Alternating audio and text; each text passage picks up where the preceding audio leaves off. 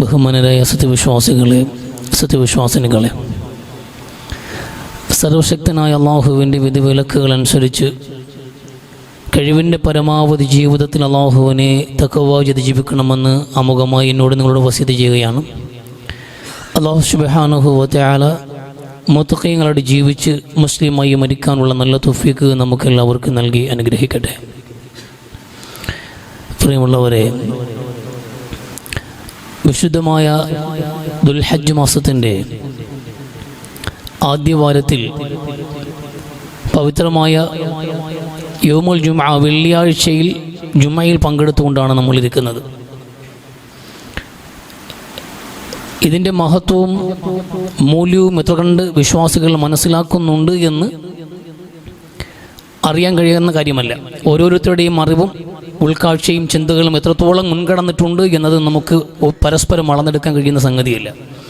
നമ്മളിരിക്കുന്ന ഈ ദിവസവും ഈ നിമിഷവും ഈ സമയവും ഈ മാസവും എന്നുള്ളത് വളരെ പ്രധാനപ്പെട്ടതാണ്. ഖൈറു യൗമിൻ തുലഅത് ഫീഹി ശംസു യൗമുൽ ജുമുഅ, സൂര്യൻ ഉദിച്ചു വന്ന ഏറ്റവും നല്ല ദിവസം എന്നുള്ളത് അത് വെള്ളിയാഴ്ചയാണ് എന്ന് പുണ്യ നബി സല്ലല്ലാഹു അലൈഹി വസല്ലം തങ്ങൾ പറഞ്ഞ ഹദീസ് നമ്മുടെ മുമ്പിലുണ്ട്. മുഹമ്മദിയൻ സമൂഹത്തിന് വേണ്ടി അള്ളാഹു സവിശേഷമായി തിരഞ്ഞെടുത്ത ദിവസം വെള്ളിയാഴ്ചയാണെന്ന് തിരിച്ചറിവ് നമുക്കുണ്ട്.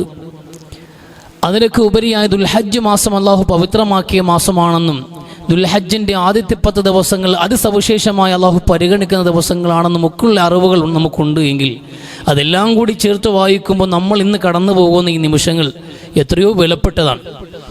എല്ലാ വെള്ളിയാഴ്ചയിലും നിർവഹിക്കുന്ന കർമ്മങ്ങൾക്കപ്പുറത്തേക്ക് ഒരു ദിക്ർ പോലും വർദ്ധിപ്പിക്കാതെ ദിവസം കടന്നു പോയിട്ടുണ്ട് എങ്കിൽ നമ്മൾ തീരെ ഈ ദിവസത്തെ പരിഗണിച്ചിട്ടില്ല എന്ന് തന്നെയാണ് യാഥാർത്ഥ്യം.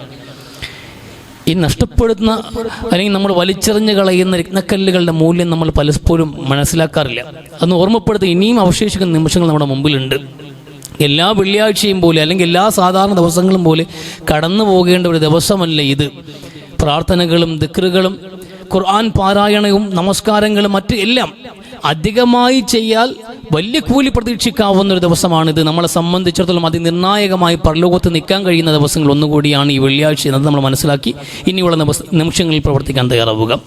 അതോടൊപ്പം തന്നെ നമുക്കറിയാം അള്ളാഹുവിൻ്റെ റസൂൽ സ്വല്ലല്ലാഹു അലൈഹി വസല്ലം തങ്ങളും വിശുദ്ധ ഖുർആൻ്റെയും അധ്യാപനങ്ങൾ വളരെ വ്യക്തമായി നമ്മളെ പഠിപ്പിച്ച 2 ദിവസങ്ങൾ കൂടിയുണ്ട് ഈ ദുൽഹജ്ജിൻ്റെ 10. ദുൽഹജ്ജ് 10 ദിവസങ്ങൾ. ആ 10 ദിവസങ്ങളിൽ അത് വിശിഷ്ടമായ 2 ദിവസങ്ങളുണ്ട്. ഒന്ന് യൗമുൻ നഹ്റാണ്, മറ്റൊന്ന് യൗമു അറഫയാണ്. ദുൽഹജ്ജിൻ്റെ 9-10 ദിവസങ്ങൾ വിശ്വാസികളെ സംബന്ധിച്ചിടത്തോളം വളരെ പ്രധാനപ്പെട്ട ദിവസമാണ്. അത് ദുൽഹജ്ജ് 9. ദുൽഹജ്ജ് 9ൻ്റെ മഹത്വങ്ങൾ യൗമു അറഫ, അൽ ഹജ്ജു അൽ അറഫ എന്ന ഹജ്ജ് എന്നാൽ തന്നെ അതിൻ്റെ കാതൽ, അതിൻ്റെ മർമ്മം എന്നുള്ളത് അറഫയാണെന്ന് റസൂൽ സ്വല്ലല്ലാഹു അലൈഹി വസല്ലമ. ദുൽഹജ്ജ് 9ൻ്റെ അന്നുള്ള അറഫ മൈതാനിയിലെ വിശ്വാസികളുടെ സംഗമം ലോകത്തേറ്റവും മനോഹരമായ ഒരു കർമ്മമായിട്ടാണ് റസൂലുള്ളാഹി പരിചയപ്പെടുത്തുന്നത്. ആ ദിവസത്തെയും അള്ളാഹു റസൂൽ അത്രയേറെ പവിത്രമായിട്ടാണ് പ്രഖ്യാപിക്കുന്നത്. ഒട്ടനവധി മഹത്വങ്ങൾ അറഫയ്ക്ക് അറിയാം. നമുക്ക് എല്ലാവർക്കും അറഫയുടെ വിഷയത്തിൽ അള്ളാഹു റസൂൽ പഠിപ്പിക്കുന്നുണ്ട്. അതിൽ പ്രധാനപ്പെട്ട ഒന്ന് നമുക്കറിയാവുന്ന ഒരു വിഷയമാണ് ഈ ദിവസത്തിലാണ് ഇസ്ലാമിൻ്റെ പൂർത്തീകരണം നടപ്പിലാക്കപ്പെടുന്നത് എന്നതാണ്. ഈ ഒരു വ്യക്തി ഉമർ ഇബ്നുൽ ഖത്താബ് റളിയല്ലാഹു അൻഹു പറയുന്നുണ്ടല്ലോ, നിങ്ങൾക്ക് ഇറങ്ങിയ ഒരു ആയത്ത്, നിങ്ങൾക്ക് ഇറങ്ങിയിട്ടുള്ളൊരു വാചകം നമുക്കാണ് ഇറങ്ങിയതെങ്കിൽ നമ്മളത് ഈദായിട്ട് ആഘോഷിക്കുമായിരുന്നു എന്ന് പറഞ്ഞത് ഉമർ റളിയല്ലാഹു അൻഹുവിനോടാണ്. നിങ്ങൾ ഏത് ആയത്താണ് ഉദ്ദേശിക്കുന്നത് ചോദിക്കുമ്പോൾ അൽയൗമ അക്മൽതു ലക്കും ദീനക്കും വഅത്മംതു അലൈക്കും നിഅമതി വറളീതു ലക്കുമുൽ ഇസ്ലാമ ദീന എന്ന ആയത്താണെന്ന് അദ്ദേഹം പറയുന്നുണ്ട്. അത് നമുക്ക് 2 ഈദാണ്. കാരണം ആ ആയത്ത് ഇറങ്ങിയത് യൗമു അറഫയിലാണ്, അതൊരു വെള്ളിയാഴ്ചയിലുമാണ് എന്ന് ഉമർ റളിയല്ലാഹു അൻഹു. നമ്മളെ സംബന്ധിച്ചിടത്തോളം 2 ഈദായിട്ടാണ് നമ്മൾ ആ ദിവസത്തെ അനുസ്മരിക്കുന്നതും ആഘോഷിക്കുന്നതെന്നും ഉമർ റളിയല്ലാഹു അൻഹു മറുപടി പറഞ്ഞിട്ടാണ് അടയ്ക്കുന്നത്. അതൊരു ചെറിയ കാര്യമല്ല. ഒരു മതം അത് മുഹമ്മദീയൻ മതമായിട്ട് കണക്കാക്കപ്പെടുകയും അല്ലെങ്കിൽ അങ്ങനെ പറയപ്പെടാൻ വേണ്ടി പലരും വളരെ ആസൂത്രിതമായി ശ്രമിക്കുകയും ചെയ്യുന്നുണ്ട്. ഇസ്ലാമിനെ കുറിച്ച് മുഹമ്മദീയർ എന്നല്ല മുസ്ലിമീങ്ങളെന്നാണ് നമ്മൾ ഐഡൻറ്റിറ്റി ചെയ്യപ്പെടേണ്ടത്. നമ്മൾ അറിയപ്പെടേണ്ടത്, നമ്മൾ അഡ്രസ്സ് എന്നുള്ളത് മുസ്ലിമീങ്ങളെന്നാണ്. ഇസ്ലാമിൻ്റെ തറക്കിലിടുന്നത് മുഹമ്മദ് നബി അല്ല, അള്ളാഹുവാണ്. ആദം നബി അലൈഹി ഇസ്ലാം മുതൽക്ക് അതുണ്ട്.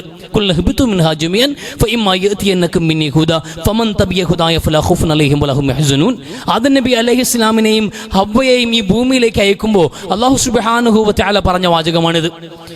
ആദം ദമ്പതികളെ ഈ ഭൂമിയിലേക്ക് നിയോഗിക്കുമ്പോൾ അള്ളാഹു പറയുന്നുണ്ട്, നിങ്ങൾ ഭൂമിയിലേക്ക് ചെല്ലുക, എൻ്റെ നിർദ്ദേശങ്ങൾ പാലിച്ച് ജീവിക്കുക, ഞാൻ നിർദ്ദേശങ്ങൾ നൽകുമ്പോൾ അതനുസരിക്കുക, ജീവിതത്തിൽ പകർത്തിയെടുക്കുക എന്ന ആദ്യ ഉപദേശങ്ങൾ മുതൽ തുടങ്ങുന്നതാണ് ഇസ്ലാം.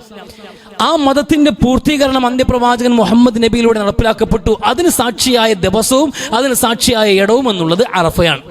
ദുൽഹജ്ജ് 9 ഈ ആയത്ത് അവതീർണമാകുന്നതോടുകൂടിയാണ് ആദം നബി അലൈഹി ഇസ്ലാമിൽ തുടങ്ങി വെച്ച ഇസ്ലാം, ആ ഇസ്ലാമിൻ്റെ പൂർത്തീകരണം 100 ഏടുകളും 4 കിതാബുകളും ലക്ഷക്കണക്കിന് വരുന്ന പ്രവാചകന്മാരും ഒക്കെ കടന്നു വന്നിട്ടുള്ള ആ പ്രവാചക പരമ്പരയിലൂടെ അള്ളാഹു അവതരിപ്പിച്ച ഇസ്ലാമിൻ്റെ പൂർത്തീകരണം നടപ്പിലാക്കപ്പെടുന്നത് ഈ ഒരു ദിവസത്തിലാണ് എന്നുള്ളത് അതിന് ഏറ്റവും വലിയ സവിശേഷതയാണ്. യൗം അറഫയുടെ സവിശേഷത 1. അതിനൊക്കെ അപ്പുറത്ത് നമുക്ക് എല്ലാവർക്കും അറിയാവുന്ന ഒരു പ്രധാനപ്പെട്ട വിഷയം എന്നുള്ളത് അല്ലാഹുവിൻ്റെ റസൂൽ സ്വല്ലല്ലാഹു അലൈഹി വസല്ലമ തങ്ങളുടെ വിദാഇൻ്റെ പ്രവാചകന്റെ വിടവാങ്ങൽ ഹജ്ജ് നടക്കുന്നത്, ആ ഹജ്ജുമായി ബന്ധപ്പെട്ട് പ്രവാചകൻ നടത്തുന്ന അതിപ്രസിദ്ധമായ ഏറ്റവും വലിയ മനുഷ്യാവകാശ പ്രഖ്യാപനമെന്ന് ലോകം ഇന്ന് അനുസ്മരിക്കുന്ന മഹത്തായ പ്രവാചകന്റെ പ്രഭാഷണം നടക്കുന്ന വേദി എന്നുള്ളതും യൗം അറഫയാണ്. അറഫയുടെ മറ്റൊരു മഹത്തായ ഒരു സന്ദേശമാണ് പ്രവാചകർ സ്വല്ലല്ലാഹു അലൈഹി വസല്ലമ തങ്ങൾ എന്ത് ചെയ്യുന്ന ഹജ്ജത്തുൽ വിദാഇന്റെ പ്രഭാഷണം. അതാ ഇനി ഞാൻ നിങ്ങളോടൊപ്പം ഉണ്ടാകില്ല. ഇദാ തമ്മ നഖസ എന്നൊരു പ്രയോഗമുണ്ട് അറബ് ഭാഷയിൽ. ഇദാ തമ്മ നഖസ എന്ന് ഏതൊന്നിനും ഒരു ദൗത്യം ഉണ്ടാകും, അത് പൂർത്തീകരിക്കപ്പെട്ട് കഴിഞ്ഞാൽ പിന്നെ അത് ഈ പൂർണ്ണതയെ എത്തിക്കഴിഞ്ഞാൽ പിന്നെ ന്യൂനതകൾ സ്വീകരിക്കേണ്ടി വരും, അതിന് അവസാനം ഉണ്ടാകുമെന്ന് സൂചിപ്പിക്കുന്ന ഒരു പ്രയോഗമുണ്ട് അറബിയിൽ. അതുപോലെ പ്രവാചകനെ സംബന്ധിച്ചിടത്തോളം തൻ്റെ പ്രബോധന ദൗത്യത്തിൻ്റെ പൂർത്തീകരണത്തിലേക്ക് കാര്യങ്ങൾ എത്തി എന്ന് മനസ്സിലാക്കിയതോടുകൂടി തന്നെ അല്ലാഹുവിൻ്റെ റസൂൽ സ്വല്ലല്ലാഹു അലൈഹി വസല്ലമ തങ്ങൾ ആ പ്രഭാഷണത്തിൽ ഒരുപാട് ഭാഗങ്ങൾ സൂചിപ്പിക്കുന്നുണ്ട്. ഇനി ഞാൻ നിങ്ങൾക്കൊപ്പം ഉണ്ടാകാൻ സാധ്യതയില്ല, നിങ്ങളോടൊപ്പം ഇനി എനിക്ക് യാത്രയില്ല, എൻ്റെ യാത്ര ഇവിടെ അവസാനിക്കുകയാണ്, എൻ്റെ കർത്തവ്യം പൂർത്തീകരിക്കപ്പെട്ടിരിക്കുന്നു എന്ന് സൂചിപ്പിക്കുന്ന ഒട്ടനവധി വാക്കുകൾ ആ പ്രഭാഷണത്തിൽ ഉണ്ടായിരുന്നു. അതിനോടൊപ്പം ചേർത്ത് വെക്കുന്ന ഒരു വചനം കൂടിയാണ് അൽയൗമ അക്മൽതു ലക്കും ദീനക്കും എന്നുള്ളത്. ഈ ദിവസം ഇസ്ലാമിന് പൂർത്തീകരണം നൽകപ്പെടുന്നു എന്ന് അല്ലാഹുവിൻ്റെ പ്രഖ്യാപനം വന്നു കഴിഞ്ഞാൽ പിന്നെ പ്രവാചകൻ എന്താണ് ദൗത്യമുള്ളത്? ഇനിയൊരു പ്രവാചകന്റെ ആവശ്യമേ ഇവിടെയില്ല. അവസാനം വരെ വരുന്ന മനുഷ്യർക്ക് ജീവിക്കാൻ ആവശ്യമായ എല്ലാ ഹലാലുകളും ഹറാമുകളും ഖുർആൻ ഉൾപ്പെടുത്തി കഴിഞ്ഞു. ഇനിയൊരു പരിഷ്കരണത്തിന്റെ ആവശ്യമില്ല, നവീകരണത്തിന്റെ ആവശ്യമില്ല. മനുഷ്യന് ആവശ്യമായ എല്ലാ നിയമങ്ങളും, കാലാതീതവും ദേശാതീതവുമായ എല്ലാ നിയമങ്ങളും വ്യവസ്ഥകളും ഉൾപ്പെടുത്തി കഴിഞ്ഞു. ഇനിയൊരു പ്രവാചകന്റെയോ ഇനിയൊരു പരിവർത്തനത്തിന്റെയോ പരിഷ്കരണത്തിന്റെയോ ആവശ്യമില്ല എന്നതിലാണ് അടിവരയിട്ട് അല്ലാഹുവിന്റെ പ്രഖ്യാപനം, വറളീതു ലക്കും ഇസ്ലാമ ദീന, ഇത് ഞാൻ നിങ്ങൾക്ക് തൃപ്തിപ്പെട്ട് തന്നിരിക്കുന്നു. അള്ളാഹു സമ്പൂർണ്ണമായി തൃപ്തനായിരുന്നു. അവസാനം വരെയുള്ള മനുഷ്യർക്ക് ആവശ്യമായതെല്ലാം ഞാൻ പറഞ്ഞു കഴിഞ്ഞു എന്ന്, അവർക്ക് ആവശ്യമായ എല്ലാ നിയമങ്ങളും ഉപദേശങ്ങളും സിദ്ധാന്തിച്ചു കഴിഞ്ഞു എന്ന് അള്ളാഹുവിന് പൂർണ്ണമായി ബോധ്യപ്പെട്ടതോടുകൂടി തൃപ്തിപ്പെട്ടു തന്നത്. അല്ലെങ്കിൽ ഇനിയും പ്രവാചകന്മാർ വരുമായിരുന്നു, ഇനിയും പരിഷ്കരണങ്ങൾ ഉണ്ടാകുമായിരുന്നു, ഇനിയും ഭേദങ്ങൾ മാറി മറിയുമായിരുന്നു. പക്ഷെ ഇല്ല, ഇനി എല്ലാ മനുഷ്യർക്കും ആവശ്യമായത് എത്തിക്കഴിഞ്ഞു എന്ന് ആ പ്രഖ്യാപനവും പ്രവാചകന്റെ വിയോഗത്തിന്റെ സൂചനയായി നിന്നു. ആ വിയോഗ പ്രഭാഷണം റസൂൽ നടത്തുമ്പോൾ അതിൽ പ്രധാനമായി ഒട്ടനവധി വിഷയങ്ങൾ മുന്നിലേക്ക് വെക്കുന്നുണ്ട്. ഒരുപാട് കാര്യങ്ങൾ പ്രവാചകന്റെ സുദീർഘമായ പ്രഭാഷണമാണ്. പക്ഷെ അതിൽ ഏറ്റവും കാതലായി നിൽക്കുന്ന 2 കാര്യങ്ങൾ, ഏറ്റവും പ്രധാനമായി ഉയർത്തിപ്പിടിക്കുന്ന 2 കാര്യങ്ങൾ, അതാ റസൂല് പറഞ്ഞതും യൗമു അറഫയാണ് ഏറ്റവും പ്രിയങ്കരമായ ദിവസം, അല്ലാഹുവിന്റെ അടുക്കൽ പ്രാർത്ഥനകൾ സ്വീകരിക്കപ്പെടുന്ന ഏറ്റവും പ്രധാനപ്പെട്ട ദിവസം എന്നുള്ളത് ഖൈർ ദുആഇ യൗമി അറഫ എന്ന് പുണ്യ നബി സ്വല്ലല്ലാഹു അലൈഹി വസല്ലം. ഏറ്റവും മഹത്തായ പ്രാർത്ഥന നടക്കുന്ന ദിവസം എന്നുള്ളത് യൗമു അറഫയാണെന്ന് പുണ്യ നബി സ്വല്ലല്ലാഹു അലൈഹി വസല്ലം. അതോടൊപ്പം തന്നെ റസൂൽ ചേർത്ത് പറഞ്ഞു, ഖൈറു മാ ഖുൽതു വഅന നബിയ്യുന മിൻ ഖബൽ, ഞാനും എൻ്റെ മുൻപ് കഴിഞ്ഞുപോയ പ്രവാചകന്മാരും പറഞ്ഞു വെച്ച ഏറ്റവും പ്രധാനപ്പെട്ട പ്രാർത്ഥന ഏതെന്നറിയുമോ? ലാ ഇലാഹ ഇല്ലല്ലാഹു വഹ്ദഹു ലാ ശരീക ലഹു ലഹുൽ മുൽക്കു വലഹുൽ ഹംദു വഹുവ അലാ കുല്ലി ഷൈഇൻ ഖദീർ എന്ന് പുണ്യ നബി സ്വല്ലല്ലാഹു അലൈഹി വസല്ലം. നമുക്ക് റസൂൽ പറയാണ് ഏറ്റവും മഹത്തായ പ്രാർത്ഥന നടക്കുന്ന ദിവസം എന്നുള്ളത് യൗമു അറഫയാണ്. ഞാനും മുൻപ് കഴിഞ്ഞുപോയ എല്ലാ പ്രവാചകന്മാരും പറഞ്ഞു വെച്ച ഏറ്റവും മഹത്തായ വാചകം നിങ്ങൾക്ക് പറഞ്ഞു തരട്ടെയോ എന്ന് റസൂൽ സ്വല്ലല്ലാഹു അലൈഹി വസല്ലമ. ഏതാണ് ഏറ്റവും പ്രധാനപ്പെട്ട പ്രാർത്ഥന? ഏറ്റവും പ്രധാനപ്പെട്ട പ്രാർത്ഥനയായി ഞാനും എൻ്റെ പ്രവാചകന്മാരും മുൻകഴിഞ്ഞുപോയ പ്രവാചകന്മാരും മനസ്സിലാക്കിയത് ലാ ഇലാഹ ഇല്ലല്ലാഹു വഹ്ദഹു ലാ ശരീക ലഹുൽ മുൽക്കു വലഹുൽ ഹംദു വഹുവ അലാ കുല്ലി ഷൈഇൻ ഖദീർ എന്ന്. ഇതിൽ പ്രാർത്ഥനയില്ല. ഏറ്റവും നല്ല പ്രാർത്ഥന നടക്കുന്ന ദിവസമാണ് യൗമു അറഫ എന്ന് പറഞ്ഞ് റസൂൽ ചേർത്ത് പറഞ്ഞതിൽ പ്രാർത്ഥനയേ ഇല്ല. അതൊരു സ്റ്റേറ്റ്മെന്റ് ആണ്, ഒരു പ്രഖ്യാപനമാണത്. ആ പ്രഖ്യാപനമാണെങ്കിൽ തൗഹീദിന്റെ പൂർണ്ണതയാണ്. ഏകത്വം വാഴ്ത്തപ്പെടട്ടെ എന്നുള്ളതാണ് ആ വാക്കുകളുടെ ആധാരമെന്നുള്ളത്. ദൈവത്തിൻ്റെ ഏകത്വമാണ്, ഏകദൈവത്വമാണ് ഈ പറഞ്ഞു വെക്കുന്നത്. അതാണ് ഏറ്റവും വലിയ പ്രഖ്യാപനം, അതാണ് ഏറ്റവും വലിയ പ്രാർത്ഥനയെന്ന്. ഒരു മനുഷ്യന്റെ നിശ്ചയദാർഢ്യത്തോടു കൂടിയുള്ള പ്രഖ്യാപനത്തെക്കാളും അറ്റം നിൽക്കുന്ന അല്ലെങ്കിൽ അതിനേക്കാൾ മികച്ചു നിൽക്കുന്ന ഒരു പ്രാർത്ഥനയുമില്ല എന്ന്. ഈ ലോകത്തിന്റെ പ്രലോഭനങ്ങൾക്ക് വശംവദനായി പോകാതെ, പാരമ്പര്യവാദങ്ങൾക്കോ മുൻപിലുള്ള 33 കോടി ദൈവങ്ങൾക്കോ മുമ്പിൽ വണങ്ങി നിൽക്കാതെ ഏകനായ റബ്ബിലേക്ക് എല്ലാം സമർപ്പിക്കുന്ന വിശ്വാസം, അതിന്റെ പ്രഖ്യാപനം ലാ ഇലാഹ ഇല്ലല്ലാഹ്. തൗഹീദിന്റെ പൂർണ്ണതയാണ് പ്രഖ്യാപനം. ലാ ഇലാഹ ഇല്ലല്ലാഹ്, അല്ലാഹു അല്ലാതെ ആരാധനയ്ക്ക് അർഹനായിട്ട് ആരുമില്ല. വഹ്ദഹു, അവൻ മാത്രമാണ് അതിന് അർഹനായിട്ടുള്ളത്. ലാ ശരീക ലഹു, ആ വിഷയത്തിൽ ഒരു പങ്കാളിയുമില്ല. ഈ ലാ ഇലാഹ ഇല്ലല്ലാഹയെ വിശദീകരിക്കുന്ന വാക്കുകൾ. അള്ളാഹുവിനൊരു പങ്കാളിയുമില്ല, ഒരു സഹായമില്ല. അള്ളാഹുവിൻ്റെ പ്രവർത്തനങ്ങളിൽ, അള്ളാഹുവിൻ്റെ സൃഷ്ടിപ്പിന്റെ വിഷയത്തിൽ, അള്ളാഹുവിൻ്റെ സൃഷ്ടികളുടെ വിഷയത്തിൽ ഒരു പങ്കാളിയും അള്ളാഹുവിനില്ല. അള്ളാഹു ഏകനാണ്, സമ്പൂർണനായി തന്നെ ഏകനാണ്. അള്ളാഹു സുബ്ഹാനഹു ലാ ശരീക ലഹു ലഹുൽ മുൽക്ക് വലഹുൽ ഹംദ്. ആ ഏകത്വത്തെ ഒന്നുകൂടി സ്ഥാപിക്കുന്നുണ്ട്. സർവ്വ അധികാരവും അള്ളാഹുവിൽ കേന്ദ്രീകരിക്കുന്നു. റബ്ബിന്റെ മീതെ ആർക്കും അധികാരമില്ല, അള്ളാഹുവിന്റെ അധികാരത്തിൽ ആർക്കും പങ്കാളിത്തവുമില്ല. വഹദഹു ലാ ശരീക ലഹു ലഹുൽ മുൽക്ക് വലഹുൽ ഹംദ്. അതുകൊണ്ട് തന്നെ സർവ്വസ്തുതികളുടെയും അവകാശിയും അവൻ തന്നെയാണ്. ഇവിടെ നടക്കുന്ന സർവ്വകാര്യങ്ങളുടെയും എല്ലാ തീരുമാനങ്ങളുടെയും പിറവിലുള്ളത് അള്ളാഹു ഏകനാണ്. അലാ ലഹുൽ ഖൽഖ് വൽ അംർ.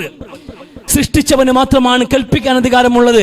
അങ്ങനെ സൃഷ്ടിപ്പിന്റെയും കൽപ്പനയുടെയും അധികാരമുള്ളവനാണ് മാലിക്കുൽ മുലൂക്ക്. അവനാണ് ഏറ്റവും വലിയ അധികാരി.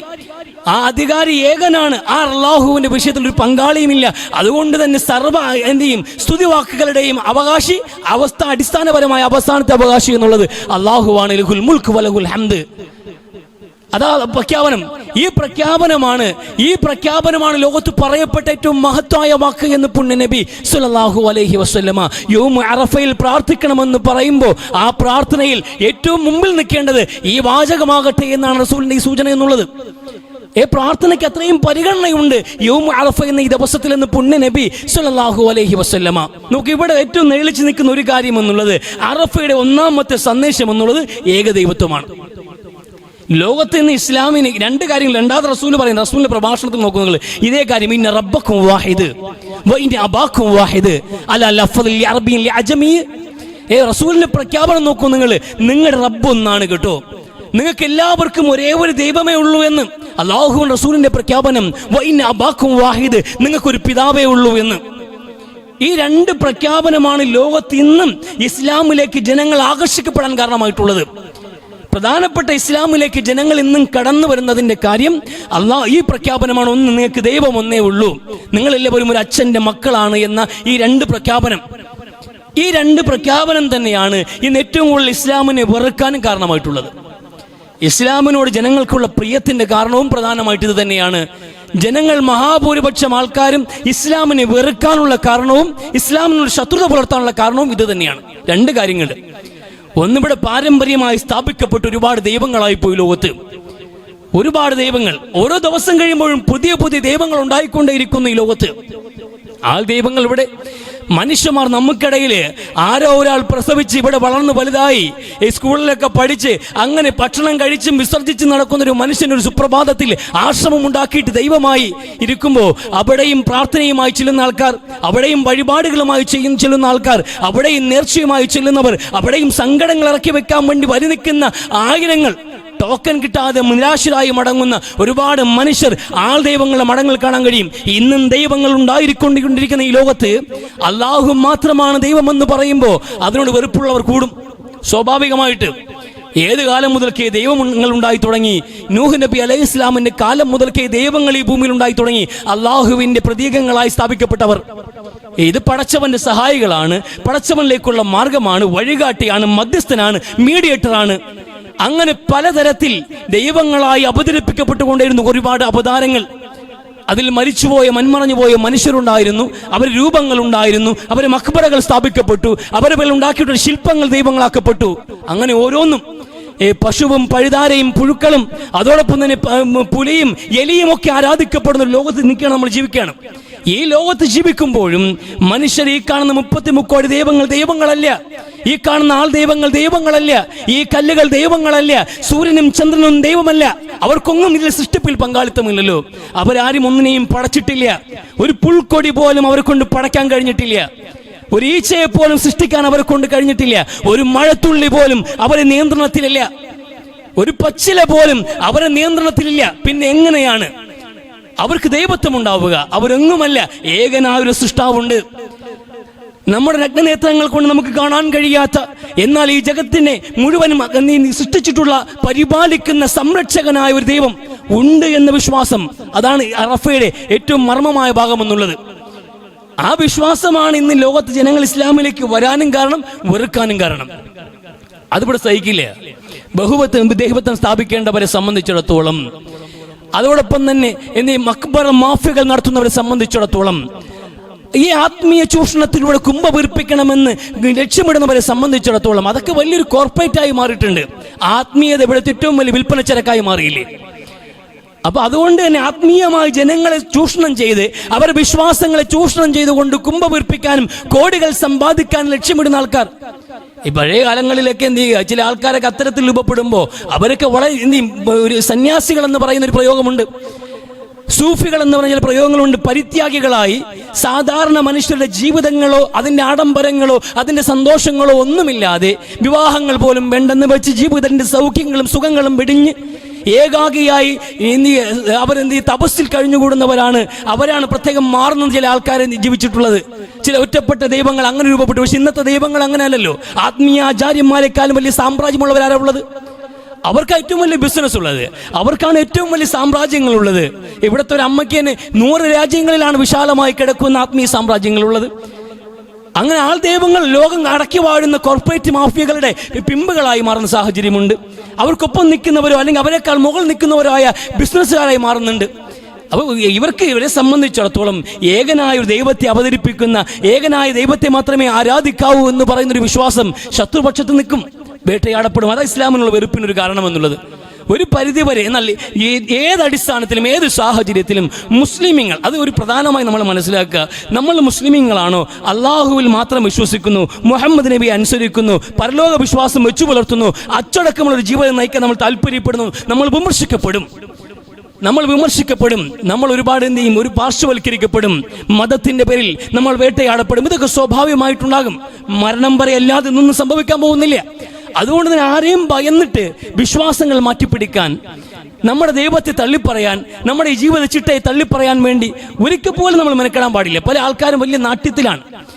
മതേതരന്മാരാകാൻ വേണ്ടിയിട്ട് സ്വന്തം വിശ്വാസങ്ങൾ മൂടിക്കെട്ടിയിട്ട് നമ്മൾ അഭിനയിക്കണം. ആർക്ക് വേണ്ടി? ആരെ നമ്മൾ ഭയപ്പെടുന്നത്? ആ വാക്ക് നോക്കൂ നിങ്ങൾ.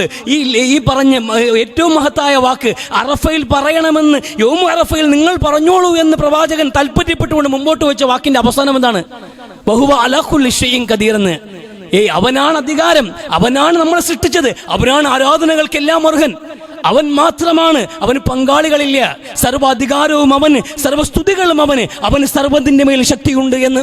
എല്ലാത്തിനും മേലും ആധിപത്യം അള്ളാഹുവിനാണ്. അള്ളാഹുവിന് മീതെ കഴിവുള്ള ഒരാളുമില്ല എന്ന്. വഹുവ അലാ കുല്ലി ഷൈഇൻ ഖദീർ. എന്തിനും സാധ്യമാകും എൻ്റെ റബ്ബിനെ സംബന്ധിച്ചിടത്തോളം എന്തും സാധ്യമാകും.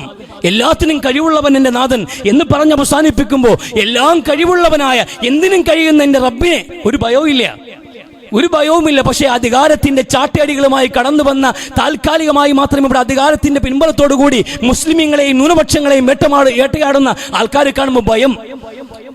അവരെ കാണുമ്പോൾ ഭയന്നിട്ട് മതേതരന്മാരാകാൻ വേണ്ടി സ്വന്തം പടച്ചവനെ പോലും മാറ്റിപ്പറയുന്ന സാഹചര്യം ഉണ്ടായാൽ അതിനേക്കാൾ വലിയ തോൽവിയുണ്ടോ?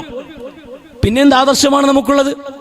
ഈ വിശ്വാസം പരീക്ഷിക്കപ്പെടും. വിശ്വാസികളെ, ഉറപ്പായിട്ടും നിങ്ങൾ മുസ്ലിമീങ്ങളാണോ, ഈ വിശ്വാസം പരീക്ഷിക്കപ്പെടും. നിങ്ങൾ പരീക്ഷണത്തിന്റെ തീച്ചുകളിലൂടെ കടന്നു പോകേണ്ടി വരും. നിങ്ങൾ നല്ല വിശ്വാസികളാണ് എന്ന് തെളിയിക്കണം ജീവിതത്തിന്റെ അവസാനം വരെയും. ചുമ്മാ സ്വർഗം കിട്ടുമെന്നാരും കണക്കാക്കണ്ട. സ്വർഗീയമായൊരു ജീവിതം നമ്മൾ വാഗ്ദാനം ചെയ്യപ്പെട്ടിരിക്കുന്നു.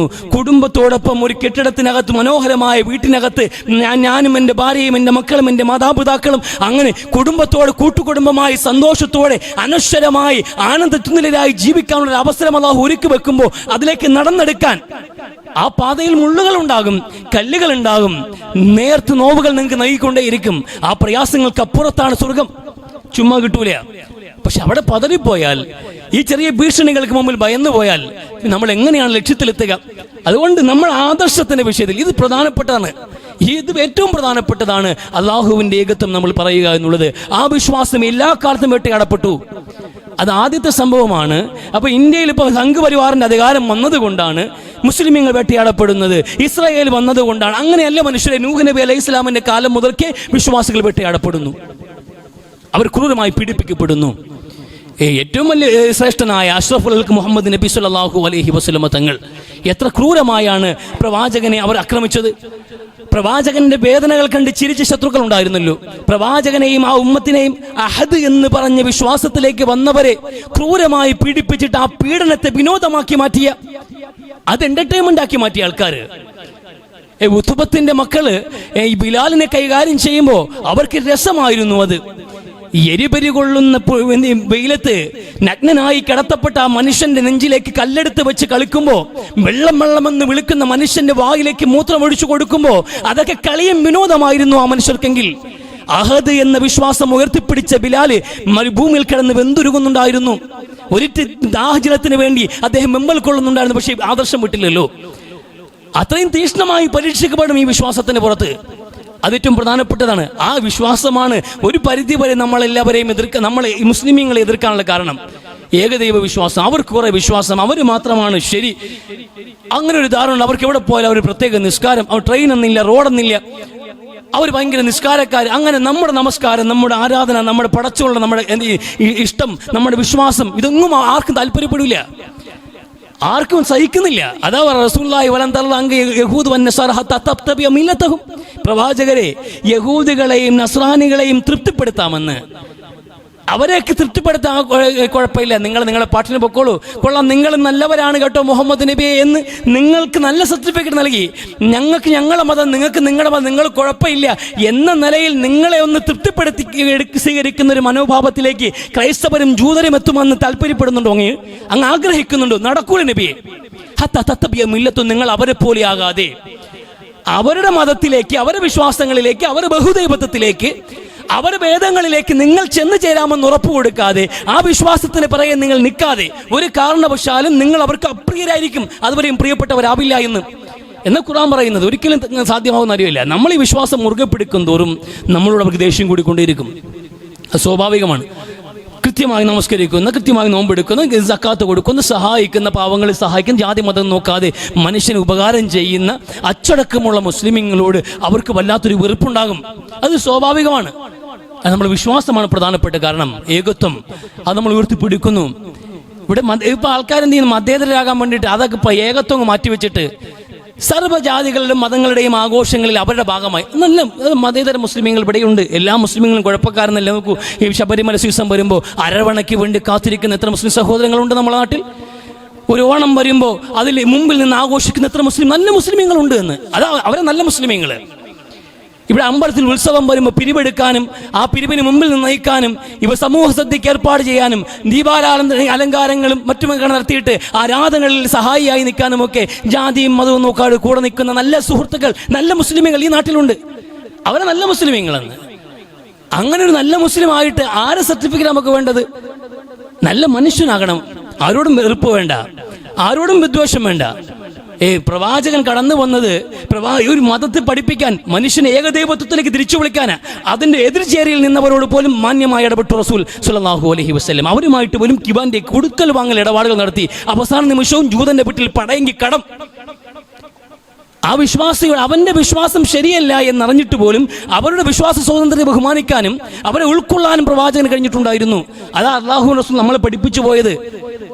ആരുടെയും വിശ്വാസങ്ങളെ തല്ലി തകർക്കാനോ അവരുടെ വിഗ്രഹങ്ങളെ തച്ചുടയ്ക്കാനോ അവരെ അടിച്ചമർത്താനോ നമ്മൾ പഠിപ്പിക്കപ്പെട്ടിട്ടില്ല.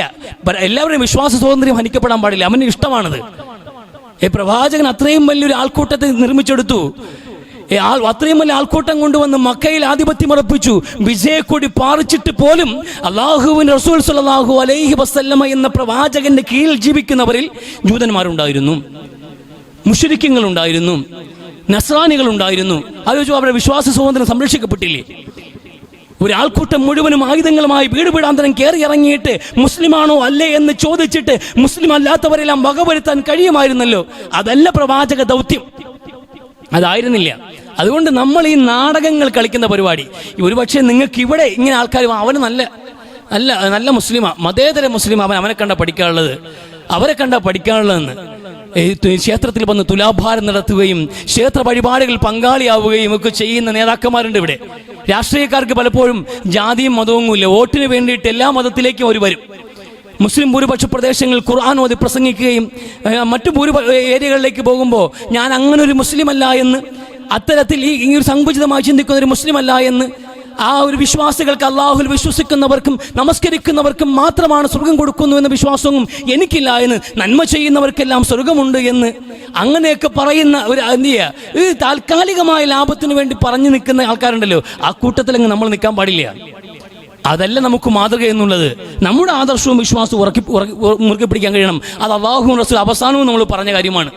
ലോകത്തോട് വിട പറയുന്നതിന് മുമ്പുള്ള പ്രഭാഷണത്തിൽ പോലും വളരെ കാതലായ ഒരു പോയിന്റ് റസൂൽ പറഞ്ഞു വെച്ചത്, ഇന്ന റബ്ബക്കും വാഹിദ്, മറന്നുപോണ്ട മനുഷ്യരെ എന്ന് നിങ്ങളുടെ റബ്ബൊന്നാണ്. നിങ്ങളുടെ എന്ന് പറഞ്ഞാൽ മുസ്ലിമീങ്ങളായ നമ്മുടെ എന്നല്ല, ലോകത്തുള്ള എല്ലാ മനുഷ്യർക്കും ഒരു റബ്ബേ ഉള്ളെന്നാണ്. അതവർ മനസ്സിലാക്കാതെ പോയി എന്നുള്ളത് അത് അവരുടെ വീഴ്ചയായിപ്പോയി. അത് തെറ്റാണ്. ആ തെറ്റിൽ പോലും അവരുടെ അജ്ഞതയെ നമ്മൾ മുന്നിൽ കാണണം. എന്തുകൊണ്ട് ആ തെറ്റിൽ നിന്ന് കഴിയുന്നു? അവർ അജ്ഞരാണ് ഈ വിഷയത്തിൽ. അവർക്ക് കാര്യം ബോധ്യപ്പെട്ടിട്ടില്ല. അല്ലാഹു മുഖ്ഫുൽ ഖൗമി ഇന്നഹും ലാ യഅലമൂൻ. അറിയില്ലല്ല, അവർക്കറിയില്ല. അവർ അജ്ഞതയാണ്. അവരിപ്പോഴും അവിടെ ആ തമ്പിൽ കൂടാരം കെട്ടാൻ അവരെ പ്രേരിപ്പിച്ചത്. ആ അജ്ഞതയാണ് എന്നെ ആക്രമിക്കാൻ പ്രേരിപ്പിക്കുന്നത്, എന്നോടൊപ്പം നിൽക്കുന്ന വിശ്വാസികളെ വേട്ടയാടാൻ പ്രേരിപ്പിക്കുന്നത്.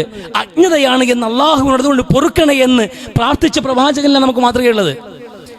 അതാണ് പ്രധാനപ്പെട്ട പോയിന്റ്. അതുകൊണ്ട് ഒരു കാരണവശാലും നമുക്ക് ചുറ്റുമുള്ള അജ്ഞരുടെ, അന്ധകാരത്തിൽ കഴിയുന്നവരുടെ എണ്ണം കൂടുതലാവുകയും അവർ മേധാവിത്വം പുലർത്തുകയും അവർ അധികാരത്തിൽ കഴിയുകയും അവർ സമൂഹത്തിൽ സർവ്വവ്യാപിയായി ഇസ്ലാമോഫോബിയ ഇളക്കി വിടുകയും ചെയ്യുന്ന സാഹചര്യം ഉണ്ടായാൽ പോലും നമ്മൾ കപട മുഖംമൂടികൾ അണിഞ്ഞുകൊണ്ട് മതേതരരായി തീരാൻ വേണ്ടിയിട്ട് അള്ളാഹുവിനെയും റസൂലിനെയും ഇസ്ലാമികമായ സംസ്കാരങ്ങളെയും തനത് മൂല്യങ്ങളെയും കൈമോശപ്പെടുത്താൻ പാടില്ല ഒരു കാരണവശാലും.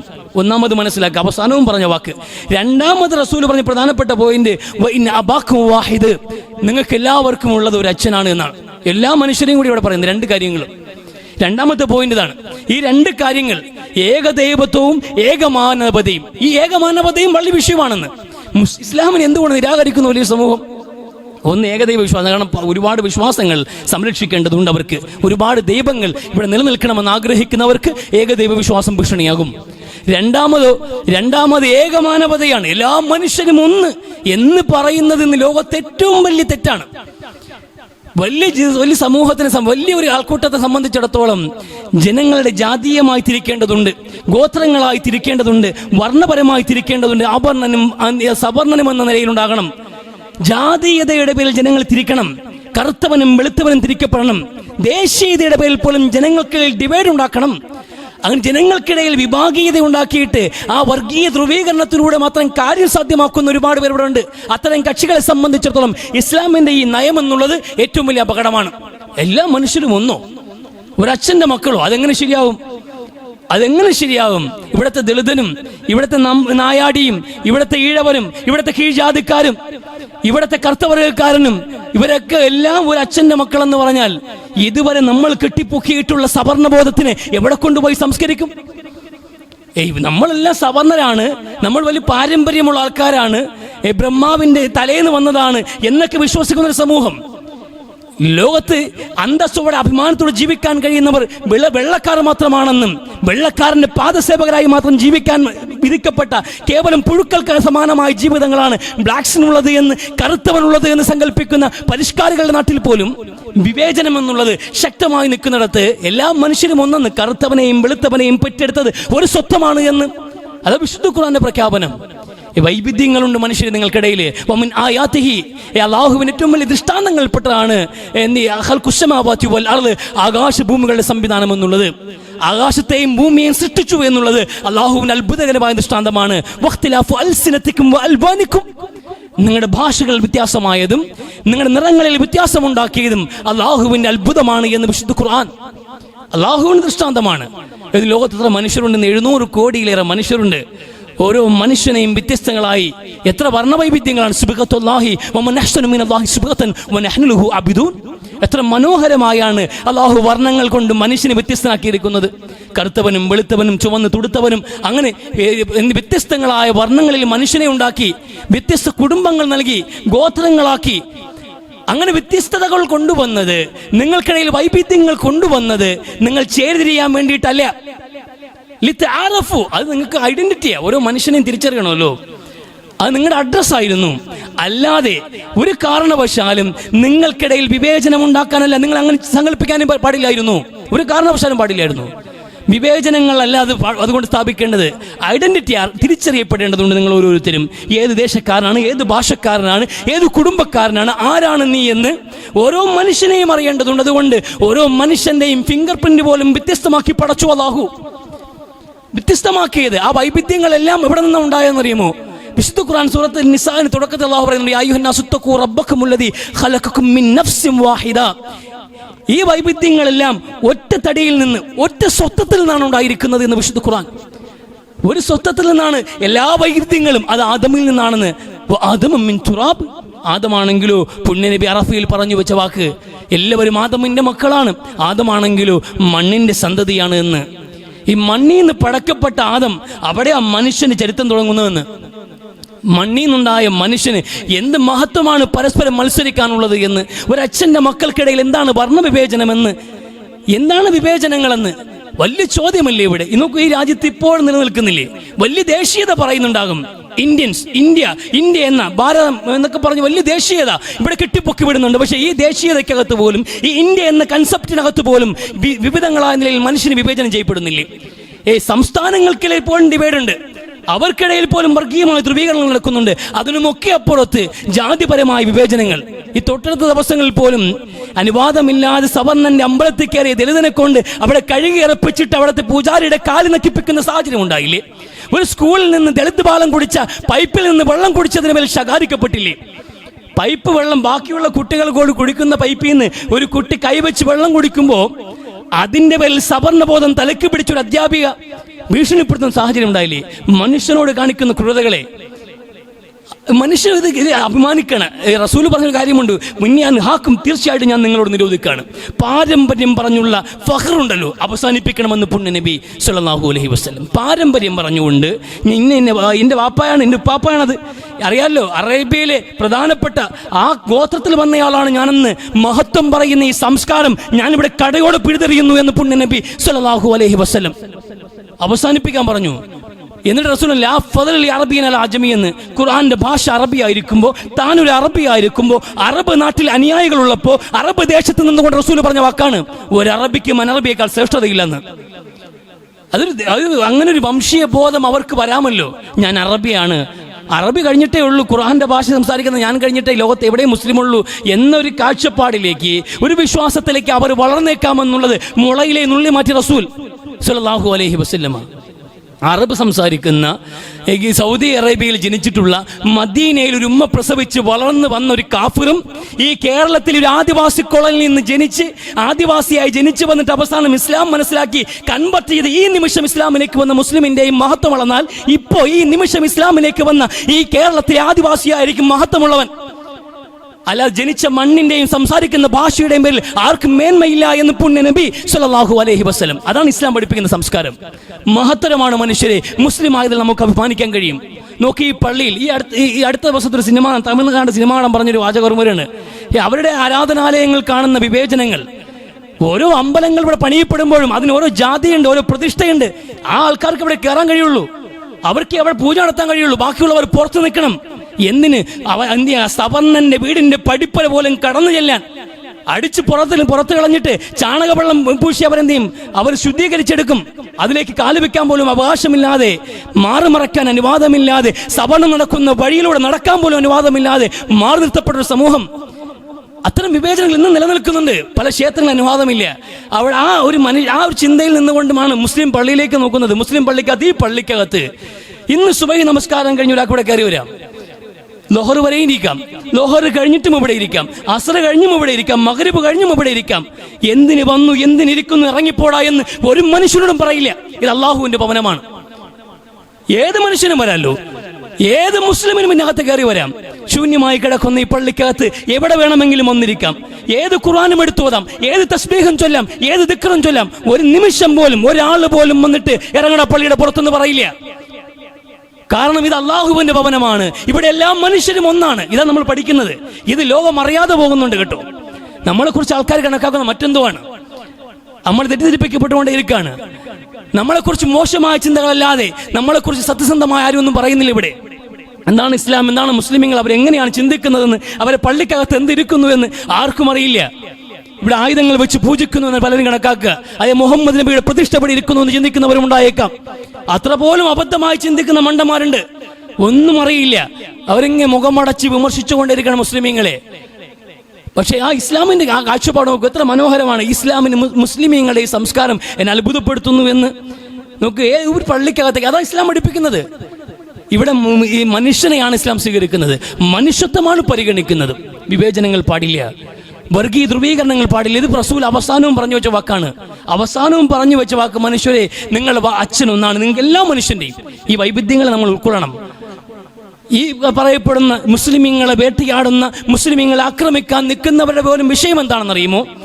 അവരുടെ അജ്ഞതയാണ്, വിവരമില്ലായ്മയാണ്, അവരുടെ പാരമ്പര്യവാദമാണ്. ആ അന്ധകാരത്തിൽ നിന്ന് പുറത്തു കടക്കാനോ സത്യസന്ധമായ കാര്യങ്ങൾ നിഷ്പക്ഷമായി അന്വേഷിക്കാനോ പഠിക്കാനോ മനസ്സിലാക്കാനോ തയ്യാറാകാതെ കേവലം അധികാര രാഷ്ട്രീയത്തിന്റെ പേരിൽ വർഗീയ ധ്രുവീകരണം നടത്തുന്നവരുടെ ചട്ടകങ്ങളായി പ്രവർത്തിക്കുന്ന വെറും വിഡ്ഢികൾ, പമ്പര വിഡ്ഢികൾ. ഈ രാജ്യത്തെ ഭൂരിപക്ഷ ജനതയിൽ നിന്നുള്ള വലിയൊരു ശതമാനം ആൾക്കാരും വെറും പമ്പര വിഡ്ഢികളായിരിക്കുന്നു എന്നതാണ് ഈ രാജ്യത്തിന്റെ അധികാരികൾ നടത്തുന്ന എല്ലാ ഭാസത്തരത്തിന്റെയും ഏറ്റവും വലിയ കാരണം. എല്ലാ തിന്മകളുടെയും നമുക്ക് ജീവിക്കാൻ നിവർത്തിയില്ല ഈ രാജ്യത്ത്. അത് മുസ്ലിമീങ്ങൾക്കും അങ്ങനെ പ്രത്യേകിച്ചില്ല. ഒരു മനുഷ്യനും ജീവിക്കാൻ നിവർത്തിയില്ല. 24 മണിക്കൂറും പണിയെടുത്താലും ഒരു സാധാരണക്കാരന് കുടുംബം കൊണ്ടുപോകാൻ കഴിയാത്ത അവസ്ഥയിലേക്ക് ഈ രാജ്യത്തെ കൊണ്ടെത്തിച്ചത് ഇവിടുത്തെ ഭരണകൂടങ്ങളാണ്. പക്ഷേ അവർ അത് ചോദ്യം ചെയ്യാണ് ജനങ്ങളോ. അവർക്ക് വേണ്ടതെന്നാണ് മുസ്ലിം ചോരയുടെ മണം മാത്രമായി. അങ്ങനെ മാറിയിട്ടുണ്ട്, തെരുവ് പട്ടികളെ പോലെ ഒരു സമൂഹം മാറിയിട്ടുണ്ട് എന്നുള്ളതാണ് അവർ ഏറ്റവും വലിയ മുതലെടുപ്പ്. ചോരയുടെ മണം മാത്രം മതി അവർക്ക്. ആരാധനാലയങ്ങൾ കെട്ടിയുയർത്തുകയും മുസ്ലിം ചോരയുടെ കൊണ്ട് ചാലുകൾ നിറയുകയും ചെയ്യുന്ന സാഹചര്യം ഉണ്ടായാൽ അതിൽ തൃപ്തിപ്പെടാൻ മാത്രം തയ്യാറാകുന്ന ഒരു അവസ്ഥയിലേക്ക് ജനങ്ങൾ മാറിയപ്പോൾ കോർപ്പറേറ്റുകൾക്ക് കൈകാര്യം ചെയ്യാൻ വേണ്ടി രാജ്യത്ത് വിട്ടുകൊടുക്കുന്നവർ സാധാരണക്കാരന് ജീവിക്കാൻ നിവർത്തിയില്ല. വീടുകൾ അകച്ച് ലോക്ക്ഡൌൺ പോലെ അകത്തിരിക്കണം, എല്ലാത്തിനും ഉപയോഗങ്ങൾ കുറയ്ക്കണം. 140 കോടി ജനങ്ങളെ ബാധിക്കുന്ന പ്രശ്നം GCC ഉണ്ടാകുമ്പോൾ ഇറാനെതിരെ തൊടുത്തുവിട്ട ആദ്യത്തെ ആയുധം ഇന്ത്യൻ ജനങ്ങളുടെ നെഞ്ചിൽ പതിക്കുമെന്ന ബോധമുള്ള ദീർഘവീക്ഷണമുള്ള ഒരു രാജാവിനെ സംബന്ധിച്ചോളം, ഒരു അധികാരിയെ സംബന്ധിച്ചോളം അരുത് എന്ന് പറയാനുള്ള ഇച്ഛാശക്തി വേണ്ടേ? നമ്മളൊക്കെ സായിപ്പിനെ ഓടിച്ചു വിട്ട് കാലങ്ങളായില്ലേ? അവന്റെ ബൂട്ടിൽ നക്കാൻ വേണ്ടിയിട്ടല്ലോ ഇന്ത്യൻ ജനത ഇന്നും കഴിയേണ്ടത്. ഇച്ഛാശക്തിയോടെ പറയേണ്ട 140 കോടി ജനങ്ങളെ ബാധിക്കുന്ന വിഷയം. 1 കോടി ഇന്ത്യൻ ജനങ്ങൾ ജീവിക്കുന്ന രാജ്യം GCC. ആ വിദേശത്ത് നിന്ന് പണം വന്നില്ല എങ്കിൽ രാജ്യം ബാധിക്കില്ലേ? ഇന്ധനം വന്നില്ലെങ്കിൽ ജനങ്ങളെ ബാധിക്കില്ലേ? 140 കോടി ജനങ്ങളുടെ പ്രശ്നമാണ്. 1-2 പേരല്ല, പല രാജ്യങ്ങളും വളരെ അങ്കുലി പരിമിതമായ ആൾക്കാർ പോലുള്ള രാജ്യങ്ങളുണ്ട്. എണ്ണം പറഞ്ഞ ആൾക്കാരുണ്ട്. 1-2 ലക്ഷം ആൾക്കാർ ജീവിക്കുന്നവരുണ്ട്. 10 കോടിയിൽ താഴെ മാത്രം ജനസംഖ്യയുള്ള രാജ്യമുണ്ട്. 140 കോടി ജനങ്ങളുള്ള ചൈന കഴിഞ്ഞ ഏറ്റവും വലിയ ജനസമ്പത്തുള്ള രാജ്യം. നമ്മളെ ബാധിക്കുന്ന വിഷയങ്ങൾ വരുമ്പോൾ മുമ്പിൽ നിന്ന് നയിക്കേണ്ടവർ, ആ പ്രശ്നത്തിൽ ഇടപെടേണ്ടവർ അത് എങ്ങ് നിൽക്കുന്നില്ല. ഇവിടെ ഇപ്പോഴും വർഗീയ ധ്രുവീകരണം മാത്രം നടപ്പിലാക്കിക്കൊണ്ടിരിക്കുകയാണ്. ഇവിടെ ബംഗാളിലൊക്കെ എന്ത് ചെയ്യുന്നുണ്ട്? വന്ദേ മാതരം മദ്രസകൾക്ക് പോലും അടിച്ചേൽപ്പിക്കപ്പെട്ടുകൊണ്ടിരിക്കുന്നു. ഇതുവരെ കൊടുത്തുകൊണ്ടിരുന്ന ന്യൂനപക്ഷങ്ങൾക്ക് കൊടുത്തുകൊണ്ടിരുന്ന എല്ലാ പദ്ധതികളിലും നിർത്തലാക്കുന്നു. ന്യൂനപക്ഷങ്ങൾക്ക് പ്രത്യേകമായി രജിസ്ട്രേഷൻ വേണ്ടി അവർ സിറ്റിസൺഷിപ്പിലേക്ക് CAA നടപ്പിലാക്കാൻ പോകുന്നു. ഈ വർഗീയ ധ്രുവീകരണമല്ലാതെ ജനക്ഷേമത്തിന് വേണ്ടിയുള്ള ഒരു കാൽവെപ്പിന് വേണ്ടി തയ്യാറാകാത്ത കാര്യമാണ്. ജനങ്ങൾ മഹാഭൂരിപക്ഷവും അജ്ഞരാണ്, അന്ധകാരത്തിലാണ്. അവർക്ക് വേണ്ടി കൂടി എന്ന് ഈ മണ്ടന്മാർക്ക് ബോധം കൊടുക്കണേ എന്ന്, ഇവർക്ക് കാര്യമറിയില്ല എന്ന് പ്രാർത്ഥനയാണ് നമുക്ക് ഓർമ്മ വരുന്നത്. അതുകൊണ്ട് ഈ ജനങ്ങൾക്കിടയിൽ പോലും അവരെ കൂടി ഉൾക്കൊള്ളുന്നതാണ് ഇസ്ലാമിന്റെ വിശ്വാസം എന്നുള്ളത്. ഈ പറയപ്പെടുന്ന ജനങ്ങൾ കൂടി അവരുടെ അജ്ഞത കൂടി മനസ്സിലാക്കിയിട്ട് അവർ കൂടി ഉൾക്കൊള്ളുന്ന ഈ വൈവിധ്യങ്ങൾ ഉൾക്കൊള്ളുക. എല്ലാ മനുഷ്യരും, ഈ കാണുന്ന എല്ലാ മനുഷ്യരും ഒരച്ഛൻ്റെ മക്കളാണ്. എല്ലാവരും ആദമിന്റെ മക്കളാണ്. അതിൽ കുറെ വിശ്വാസികളുണ്ട്, കുറെ അവിശ്വാസികളുണ്ട്, ബിംബാരാധകരുണ്ട്, അല്ലാതെ പലതരത്തിൽ നിരീശ്വരവാദികളുണ്ട്. എല്ലാ സാധനങ്ങളും ഇവിടെയുണ്ട്. എല്ലാത്തിനെയും ഉൾക്കൊള്ളുന്ന വൈവിധ്യങ്ങളെ സ്വീകരിക്കുന്ന ഒരു മനോഭാവമാണ് നമുക്ക് വേണ്ടത്. പരസ്പരം സ്നേഹിച്ചും ബഹുമാനിച്ചും മുന്നോട്ട് പോവുക എന്നുള്ളതാണ് വിശ്വാസികൾ പഠിപ്പിക്കപ്പെട്ടത്. അതൊരിക്കൽ കൂടി ഓർമ്മപ്പെടുത്തിയ ദിവസമാണ് യൗം അറഫ എന്ന് ഓർമ്മപ്പെടുത്തിക്കൊണ്ട് നിർത്തുന്നു.